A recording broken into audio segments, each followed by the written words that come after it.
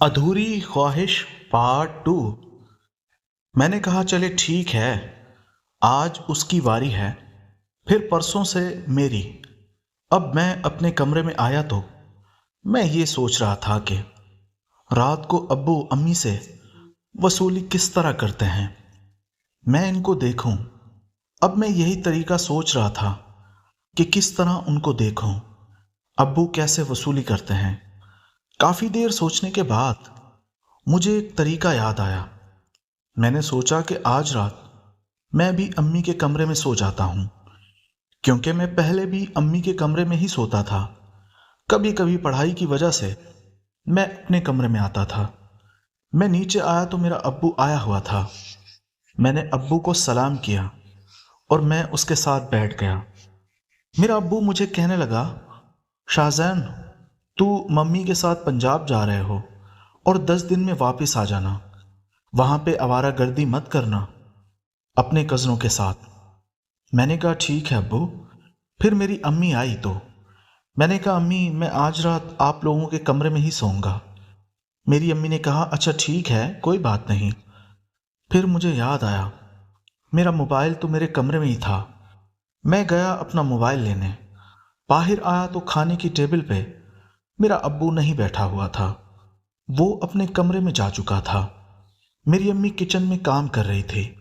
میری امی نے آواز دی، شاہ زین ادھر آؤ، میری بات سنو۔ میں نے کہا جی امی۔ میری امی کہنے لگی کہ وہ آج نہ تم اپنے کمرے میں ہی سو جاؤ۔ میں نے کہا امی کیا ہوا، میں تو پہلے بھی سوتا رہتا تھا۔ میری امی کہنے لگی ہاں وہ تو بات ٹھیک ہے، لیکن تمہارا ابو کہہ رہا تھا کہ تم پھر گاؤں جا رہی ہو۔ آج رات میں نے تمہیں بتایا تھا نا، وہ یہ کہہ رہا تھا کہ میں پوری رات وصولی کروں گا۔ تو میں نے کہا امی تو میں کیا کروں، میں تو پہلے بھی سوتا تھا اور پہلے بھی ابو وہ کام کرتے تھے نا۔ امی کہنے لگی کہ آج پتہ نہیں اس کو کیا ہوا ہے، وہ مجھے منع کر گیا ہے، وہ کہہ گیا ہے کہ شاہ زین کو بولو وہ اپنے کمرے میں ہی سوئے۔ پھر میں ضد کرنے لگا۔ میں نے کہا نہیں نہیں امی، مجھے الگ کمرے میں نیند نہیں آتی، مجھے ڈر لگتا ہے، میں آپ لوگوں کے ساتھ ہی اس کمرے میں۔ میری امی کہنے لگی شاہ زین، ایک رات کی تو بات ہے، ہم ویسے بھی کل پنجاب جانے والے ہیں، تو تم ایک رات تو گزار ہی لو، میں کہہ رہی ہوں مان جاؤ۔ پھر میں مجبور ہو گیا تو میں نے بھی حامی بھر لی۔ اب میں اپنے کمرے میں واپس آ گیا تھا اور میں یہی سوچ رہا تھا کہ پتہ نہیں ابو آج کیا کرنے والے ہیں۔ کافی دیر میں ایسے ہی سوچتا رہا، پھر میں نے موبائل نکالا اور اس میں ایک ہالی ووڈ کی مووی دیکھی۔ میں نے سوچا کہ جب تک رات بھی ہو جائے گی اور میں کوئی فلم بھی دیکھ لیتا ہوں۔ اب فلم دیکھتے دیکھتے رات کا 1:30 بھی بج گیا تھا۔ پھر میں نے سوچا کہ جاؤں امی ابو کو دیکھوں وہ کیا کر رہے ہیں۔ میں جب باہر آیا ٹی وی لاؤنج میں، پہلے تو میں نے فریج سے پانی کی بوتل نکال کے پی۔ میں نے کہا کہ ایسا نہ ہو کہ کہیں ابھی تک وہ جاگ ہی نہ رہے ہوں اور مجھ پہ شک نہ کریں کہ میں کیوں جاگ رہا ہوں۔ جب میں نے ادھر ادھر دیکھا مجھے کوئی نظر نہیں آیا۔ میرے ابو کا کمرہ لاک تھا۔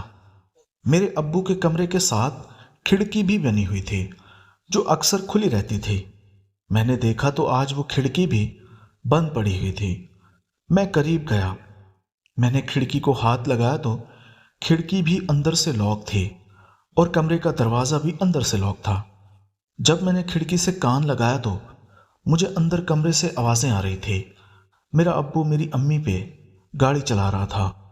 وہ کہہ رہا تھا کہ آج مجھے جی بھر کے وصولی کرنے دو۔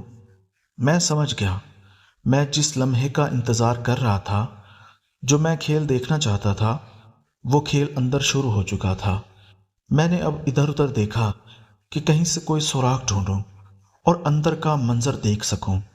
کافی دیر دیکھنے کے بعد مجھے کوئی سوراخ نہیں ملا۔ پھر میں نے انہی آوازوں سے ہی اپنا کام چلایا۔ ادھر میں نے اپنا گاجر ہاتھوں میں لیا ہوا تھا اور ادھر سے وہ آوازیں بھی سنے جا رہا تھا۔ کافی دیر اسی طرح وہ آوازیں آتی رہیں اور پھر تھوڑی دیر میں ہی خاموشی ہو گئی تو میں بھی اپنے کمرے میں آ گیا تھا۔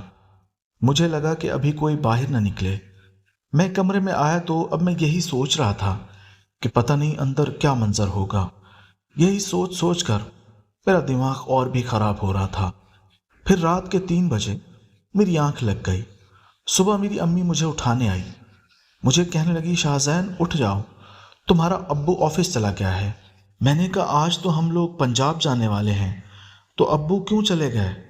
हमें ट्रेन स्टेशन छोड़ने कौन जाएगा? मेरी अम्मी कहने लगी, तुम्हारा अब्बू कह के गया है कि वो दोपहर को वापस आ जाएगा। मैंने कहा, अम्मी रात को अब्बू पूरी वसूली कर ली थी? मेरी अम्मी कहने लगी, हाँ, वो तो पहले इतना अच्छा खेल नहीं खेलते थे, पता नहीं रात को उन्होंने बहुत अच्छी परफॉर्मेंस दिखाई है। शायद काफ़ी दिन हो गए थे उन्होंने मैच नहीं खेला था, इसीलिए वो काफ़ी अच्छा खेल गए। मैंने कहा, अम्मी फिर एक काम करो, हम भी खेल लेते हैं। मेरी अम्मी कहने लगी, नहीं नहीं शाहजैन, यहाँ पे नहीं, हम वैसे भी तो पंजाब जा रहे हैं, वहाँ पे कौन होगा रोकने वाला। मैंने कहा, चलो ये भी ठीक है। मेरी अम्मी कहने लगी, जल्दी से नाश्ता कर लो, फिर जाओ वो दर्जी से मेरे कपड़े तो ले आओ। मैंने 2 जोड़े उसको दिए हुए हैं, वो असल में हमारे मोहल्ले का ही दर्जी था। मैंने कहा, ठीक है अम्मी। मैंने फिर नाश्ता किया और फिर मैं पैदल ही उस दर्जी की दुकान पे निकल गया। मैंने जाके उस दर्जी को अपनी अम्मी का नाम बताया तो वो दर्जी मुझे कहने लगा कि तुम उसकी बेटे हो? मैंने उसको कहा कि हाँ, क्यों? वो कहने लगा कि तुम अपनी अम्मा को भेजो, मुझे कुछ और भी काम है, और मुझे वो कपड़ों का रंग भी भूल गया है कि वो कौन से कपड़े हैं। तुम्हारी अम्मी आएगी तो वो खुद ही अपने कपड़े देख के बता देगी। मैंने अम्मी को सारी बात बताई। मेरी अम्मी कहने लगी, मुझे पहले ही पता था वो कमबख्त इंसान तुम्हें कपड़े नहीं देगा। मैंने कहा, क्यों अम्मी, क्या हुआ? वो मुझे क्यों नहीं देगा कपड़े? मेरी अम्मी कहने लगी, असल में वो दर्जी नीयत का ठीक नहीं है। मैं जब पिछली दफ़ा गई थी ना, वो अजीब तरीके से नाप लेने लगा। मैं समझ गई कि ये किस तरह का आदमी है, इसलिए मैंने तुम्हें भेजा था।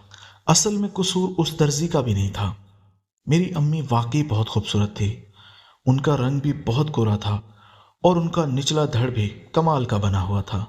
मैंने कहा, अम्मी ये बात थी तो आपने मुझे पहले क्यों नहीं बताया? फिर मेरी अम्मी कहने लगी, अच्छा शाहजैन तुम घर बैठो, मैं जा रही हूँ कपड़े लेने। मैंने कहा, नहीं नहीं अम्मी, आप अकेले न जाएं, मैं भी आपके साथ चलता हूँ, ऐसा ना हो कि वो फिर कोई हरकत ना करे। मेरी अम्मी ने कहा कि ठीक है। फिर मेरी अम्मी ने अबाया पहना और हम दोनों उस दर्जी की दुकान पे चले गए। उस दर्जी ने जब मुझे देखा तो वो चौंक गया, फिर उसने चुपचाप वो कपड़े उठाकर दे दिए। थोड़ी देर मुझे पहले बोल रहा था कि वो कपड़े नहीं मिल रहे। मैं समझ गया कि वो क्या चाहता था। फिर हम लोग घर आए। हम लोग पैकिंग कर रहे थे, इतने में मेरे अब्बू भी आ गए। कहने लगे कि आप लोगों ने अभी तक तैयारी नहीं की। मैंने 2 टिकटें बुक करा ली हैं तुम लोगों के लिए। मेरी अम्मी को कहने लगे कि जल्दी से पैकिंग कर लो, शाम 6 बजे की ट्रेन है और चलना है, फिर मैंने तुम लोगों को रवाना भी तो करना है। मेरी अम्मी कहने लगी, हाँ मैंने पैकिंग तो कर ली है, बस तुम्हारे लिए खाना बनाना है। मुझे कहा, शाहजैन जाओ ये कुछ गोश्त और सब्जियां ले आओ, 1-2 सालन मैं तुम्हारे अब्बू के लिए बना देती हूँ और फ्रिज में रख दूंगी, ताकि हम 10 दिन नहीं आए तो इनको परेशानी ना हो। मैंने कहा, ठीक है। फिर मैं बाजार गया, जो भी ज़रूरी सामान बताया था वो मैं लेके आ गया। अब दोपहर के 3 भी बज चुके थे। फिर मैंने अपने कज़न को फ़ोन किया जो पंजाब में ही रहता था। मैंने तो पहले उसे दुआ सलाम की, वो मेरे मामू का बेटा था। फिर मैंने बताया कि यार हम लोग आज यहाँ कराची से रवाना हो रहे हैं, तो सुबह हम वहाँ पहुँच जाएंगे। वो भी काफ़ी खुश हो रहा था, कह रहा था, यार इतने सालों बाद तुम लोग आ रहे हो, अच्छा है, दिल लग जाएगा, मैं तुम्हें फ़लाँ जगह घुमाऊँगा, फ़लाँ जगह घुमाऊँगा। बस इसी तरह फिर मेरी अम्मी भी खाना बना के फारिग हो गई और शाम के 6 भी बज गए। फिर मेरा अब्बू हमें ट्रेन स्टेशन छोड़ने आया। अब हम ट्रेन पे सवार हो गए थे और ट्रेन भी चल पड़ी। हमने अब्बू को खुदा हाफिज़ कहा। फिर मैंने अपनी अम्मी को कहा, अम्मी ट्रेन तो चल पड़ी है, हमने तो कुछ ख़रीदा भी नहीं है। मेरी अम्मी कहने लगी, ये हैदराबाद में रुकेगी तो तुम जाना कुछ खाने के लिए ले आना। मैंने कहा, ठीक है। अब मैं ये सोच रहा था कि इधर उधर देखूं, कहीं कोई खूबसूरत लड़की या आंटी नज़र आ जाए तो सफ़र बहुत ही अच्छा गुजर जाएगा। हमारे साथ ही ایک آنٹی سفر کر رہی تھی، ایک اس کے ساتھ لڑکی بھی تھی، شاید اس کی عمر 13-14 سال کی تھی۔ وہ آنٹی مجھے اس کی اماں لگ رہی تھی۔ جب ٹرین حیدرآباد اسٹیشن پہ پہنچی تو میں نے امی سے پوچھا، ٹرین رک گئی ہے، بتائیں کیا لے کے آؤں؟ پھر میں نے اس آنٹی سے بھی پوچھ لیا۔ میں نے کہا آنٹی آپ کے ساتھ کوئی مرد نہیں لگ رہا، آپ کو بھی کچھ منگانا ہے تو آپ بتا دیں۔ وہ مجھے کہنے لگی ہاں بیٹا مجھے بھی منگوانا ہے، ایک کام کرو میری بچی کے لیے کچھ کھانے پینے کی چیز لانا اور میرے لیے ایک انڈے والا برگر لے آنا۔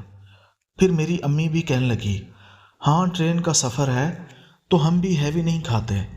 میں نے کہا ٹھیک ہے۔ پھر میں نیچے آیا، میں نے ایک پانی کی بوتل لی اور ایک کولڈ ڈرنک لی، پھر لیز پاپڑ لیے، میں نے 3 برگر پیک کروائے اور پھر میں ٹرین میں آ گیا۔ وہ آنٹی مجھے کہنے لگی بیٹا نیچے چائے والا بیٹھا ہوگا؟ میں نے کہا ہاں آنٹی چائے پینی ہے کیا؟ وہ مجھے کہنے لگی ہاں بیٹا اصل میں رات کو ڈیلی چائے پیتی ہوں، جب تک چائے نہ پیوں مجھے سکون ہی نہیں ملتا۔ وہ آنٹی بھی بہت خوبصورت تھی۔ اب میں دل میں یہ سوچ رہا تھا کہ کسی طریقے سے آنٹی کا موبائل نمبر لے لوں، کیونکہ میں اپنی امی کے سامنے اس آنٹی سے کوئی ایسی بات تو نہیں کر سکتا تھا۔ اور پھر ایک دم میرے دماغ میں ایک ترکیب آئی۔